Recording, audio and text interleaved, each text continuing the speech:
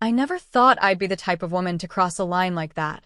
But sometimes life puts you in strange positions, and when emotions get tangled and secrets come up for air, you either drown in them or learn how to float. I didn't plan on any of it. It just happened. My name's Rachel Carter. I'm 31, divorced, and working as a freelance designer in a quiet little town in Oregon. For most of my adult life, I'd always tried to play by the rules. I was the friend who listened, the one who helped others through breakups, never the one creating drama. But that changed when I got too close to someone I shouldn't have, someone who wasn't mine to begin with. It started with my best friend, Megan. Megan and I had been close since college. We met in our sophomore year at a psychology lecture, both of us late and flustered, grabbing the last two seats in the back. Our friendship was instant. Same sense of humor, similar tastes in music, and that unspoken bond women sometimes share when life throws them curveballs. Megan had been through a messy breakup about a year ago with her ex-boyfriend, Jordan Hayes. She used to talk about him all the time, the good, the bad, the heartbreak. I knew things about Jordan I probably shouldn't have, just by being the person she vented to after they fell apart. He was charming, quiet, a little intense, but supposedly never fully open with her. When they split, she told me she was done for good.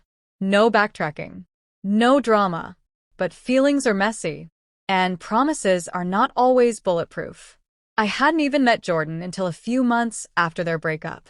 It was at Megan's housewarming party. I was helping her set up the backyard with drinks and fairy lights when he walked in unannounced.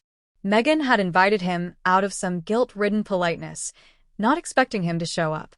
But he did, and he looked different, not just physically, though he was undeniably attractive, with a rugged kind of look that felt like it belonged in a movie. No, he carried something with him. An energy. A heaviness. Like he'd seen too much of life and now wore it like a second skin. He shook my hand and said, "Jordan." His voice was low, firm but polite. I said, "Rachel," trying not to let my surprise show. He held my gaze just a second too long before letting go, and I felt something shift in the air. For the rest of the evening, I stayed distant. I wasn't about to get cozy with my best friend's ex. That was off limits. But he lingered near, said he liked the playlist I'd made, said I had good taste in wine. Nothing outrageous. But the way he said it, like it was just us there, it left a mark. Weeks passed. I didn't see him again until Megan invited me to help paint her new office. She said Jordan had offered to help too, since he had nothing better to do on his weekend off. I hesitated, but I told myself it was innocent. Just paint and drop cloths and a few hours of awkward small talk. But those few hours turned into something else. Jordan and I ended up working on the same wall. We were on opposite ladders at first, then both on the floor when the lower half needed retouching.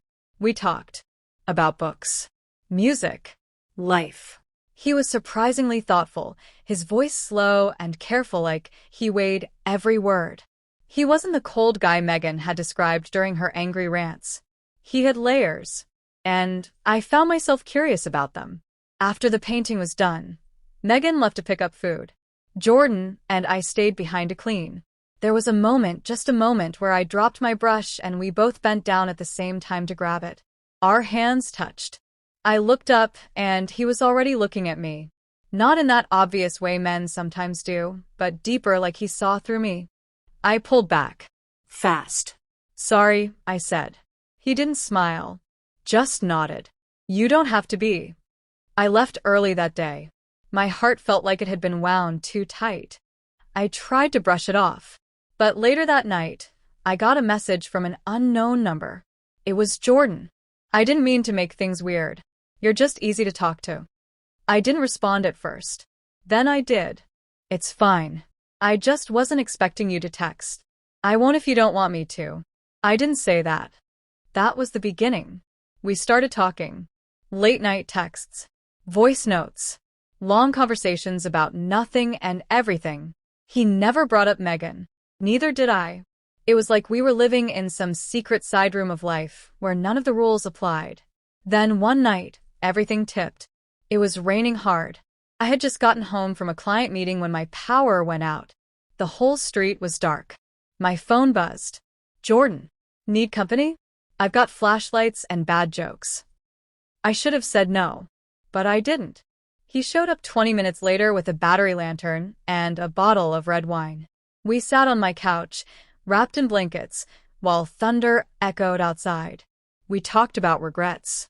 He told me about his dad walking out when he was a kid. I told him about my ex-husband and how quiet the house felt after the divorce. There was something about being in the dark that made everything feel safer, like shadows could keep our secrets. Then it happened. I don't remember who moved first. Just the warmth of his hand brushing my shoulder, the way his eyes flicked to my lips, the way my breath caught. And then we were kissing. Not fast, not urgent, just deep. Like we were both starved for something we didn't know we needed. He pulled back, his forehead resting against mine. Rachel, this shouldn't happen. I know, I whispered. But I don't want to stop. Neither did he. That night, something changed. And we both felt it. There was no more pretending we were just two people who bumped into each other.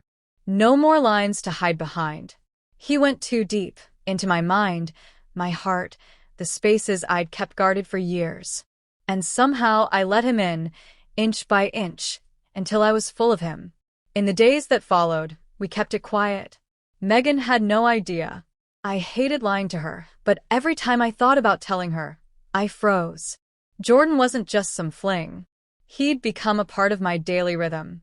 He understood parts of me even I had forgotten. Then one afternoon, it all came crashing down. Megan showed up at my apartment unannounced. I opened the door in one of Jordan's hoodies. She recognized it instantly. Is that? She began, her eyes narrowing. I didn't answer fast enough. That was my mistake. Her face dropped. You're seeing him? Jordan. I swallowed. It just happened. She laughed bitterly. It just happened? Rachel, he was my everything. I told you everything about him. How could you? I couldn't argue. She had every right to be hurt. She stormed out. I didn't try to stop her. I spent the night crying, thinking I'd lost the one person who knew me best. Jordan came over, held me while I sobbed into his chest, but I could feel the weight of it all pressing down on both of us. A few days later, Megan called. She said she wasn't ready to forgive me, but she understood. She said maybe she and Jordan were never meant to last, and maybe I saw a side of him she never did. We talked for hours. It wasn't perfect, but it was a start. It's been 6 months since that stormy night. Jordan and I are still together. Slowly, carefully. It's not easy. Some days I question everything. Other days, I feel like I've finally found the piece I'd been missing. He still goes deep into my thoughts, my fears, my late-night worries, and I still let him. Every inch of him fits into my life now. Not just physically, but emotionally, spiritually.